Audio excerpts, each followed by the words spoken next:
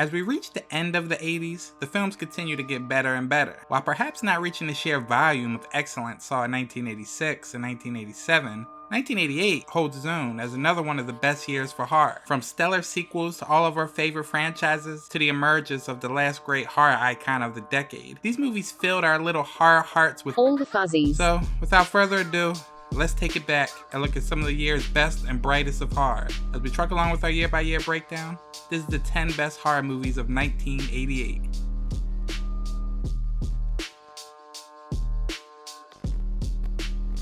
Aliens who look like clowns come from outer space and terrorize a small town. The title of the movie should make this patently obvious, but for those of you who still don't get it, we'll spell it out for you. You absolutely have to have a sense of humor to even remotely enjoy killer clowns from outer space. Unless you're pathologically terrified of clowns, then this is not a scary horror movie. It's a self-aware, tongue-in-cheek horror comedy, and if you can't get into that, well, you might as well not bother. To illustrate how crazy and demented this movie is, one of the clowns uses the corpse of a police officer as a ventriloquist's dummy, and just to be totally original, they have a huge overlord clown called Jojo the Clownzilla. It's great. What are you gonna do? Knock my block off? Damn!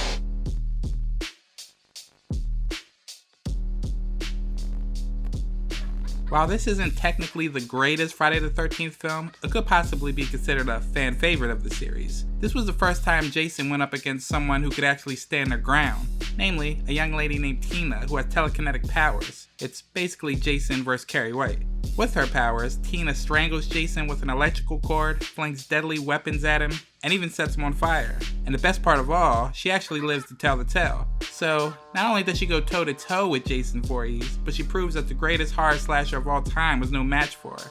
Another bright spot is Jason's impressively grotesque face, designed and created by the film's director, John Carl Buechler. I killed him. Jason's dead.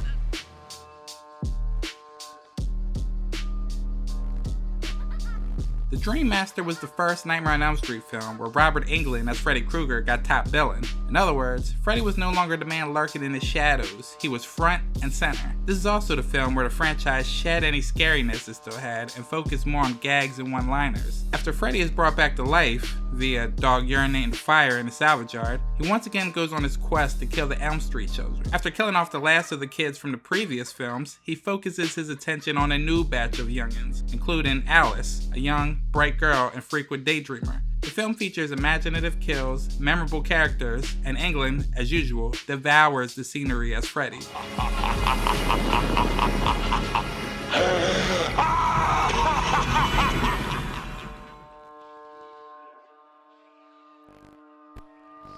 Including sequels, remakes, and sequels to remakes, there have been, well, a lot of Halloween movies so far. But let's face it, there's only one truly great film there, the original John Carpenter classic. That being said, Halloween 4, The Return of Michael Myers, stands out as another great film in the series. Intended to revitalize the brand following the unsuccessful Michael Myers Free Halloween 3, the 1988 sequel, released 10 years after the first film, did what the title promised and brought back the masked killer. With original protagonist Laurie Strode's days fighting her homicidal brother behind her, for the time being, the character was killed off screen.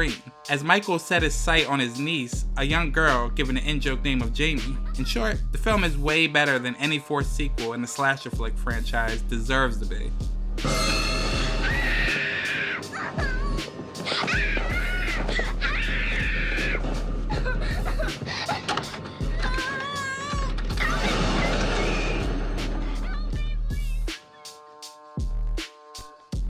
There are some sequels that blend with their predecessor so seamlessly that you're left with the impression that they're just the second half of one really long movie. Hellraiser II is one of those movies. Despite being directed by a different person from the original, it has all the atmosphere and presence of Clive Barker's original Hellraiser, to the point that if you were ill-informed, you wouldn't be able to tell. In this entry, our heroine is brought to an institution after the horrible events of the first film, where the occult obsessive head doctor unleashes the Cenobites in their demonic underworld, and things just get more insane from there.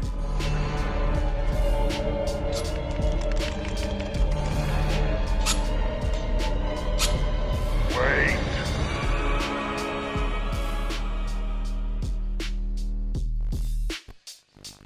Stan Winston, the man who helped create visionary special effects in movies like The Terminator, Aliens, and Predator, helmed his first film. It's a triumph. In Pumpkinhead, after a tragic event involving his son, a man conjures up a towering, vengeful demon called Pumpkinhead to destroy the teenagers who were involved. This is a grim movie that doesn't shy away from emotions. We understand our main character's pain, and also understand the teen's situation.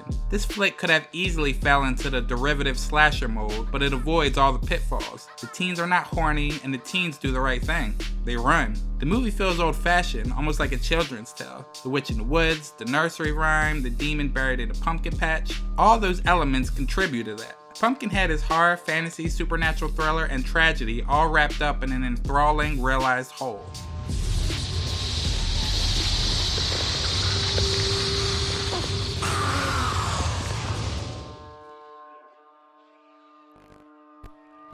In the first of many more films to come, a single mother gives her son a much sought-after doll for his birthday, only to discover that it is possessed by the soul of serial killer Charles Lee Ray, aka Chucky. Triumphantly, with every kill and every swear word, Chucky brings this movie to life and, in turn, provides the seed, pun intended, for which the entire franchise would grow. Had Chucky not worked, either because of the effects or the performances, this would be just another silly horror movie to poke fun at. Yet through the magic of cinema, Chucky has brought to horrible life. The efforts of all those involved turn a potentially ridiculous idea into a legitimate scarefest. The subsequent sequels, on the other hand, is something we'll get into another day.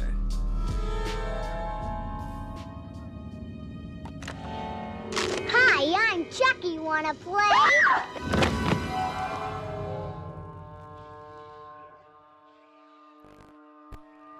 10 teenagers party at an abandoned funeral parlor on Halloween night. When an evil force awakens, demonic spirits keep them from leaving and turn their gathering into a living hell. Night of the Demons is probably most known for its scary demon-faced poster art, which by image alone seemed to do the trick. That face was able to entice genre fans like none other. This movie was indeed one of those staples for rentals in the early 90s, particularly for sleepovers. Despite being a little hokey, silly, and by today's standards could be considered completely racist, sexist, misogynist, etc., it's actually pretty damn awesome. It was made at a time when monsters were created with makeup, matte paintings were used as backdrops instead of CGI, the slut characters, for lack of a better term, were abundant and gratuitous, and what may be thought of now as bad writing or acting were all just endearing qualities of these type of horror films.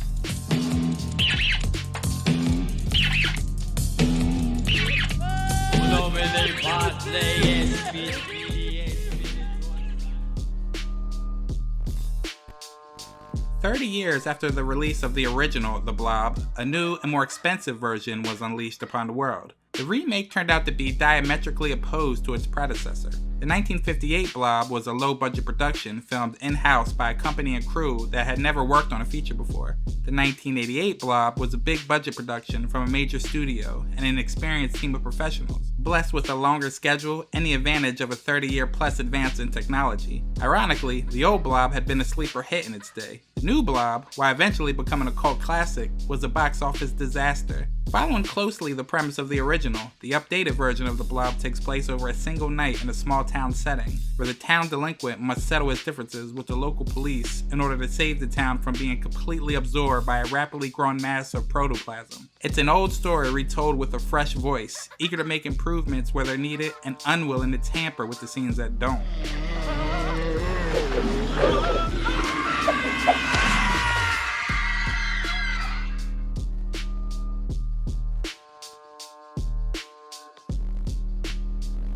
Reminiscent of alien body snatcher movies of the silver screen, John Carpenter's They Live involves a small band of humans fighting to save the Earth from an alien invasion. Instead of spaceships that destroy much of human civilization, a la War of the Worlds, or parasites that inhabit human hosts, the invaders transmit a signal that smuggles subliminal commands through the visual spectrum and into the general populace. The commands hypnotize the working class, blinding them to the aliens who live in plain sight in the finest clothes with the highest paying jobs, and encouraging them to think only of commercial consumption and procreation. Their ultimate goal is to turn the human population of Earth into a slave class. As an otherworldly exploration of upper-class snobbery and materialism, They Live hits enough intelligent notes to transcend mere camp appeal. How can you not love a movie about an alien invasion that shamelessly includes a random 8-minute fight scene involving 0 aliens? With Carpenter's clear, widescreen direction and his skill and enthusiasm at their highest peak, They Live is undeniably a masterpiece.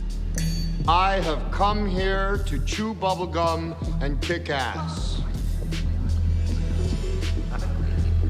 And I'm all out of bubblegum. Once again, thanks for watching, and don't forget to let us know your favorite horror film of the year in the comment section below.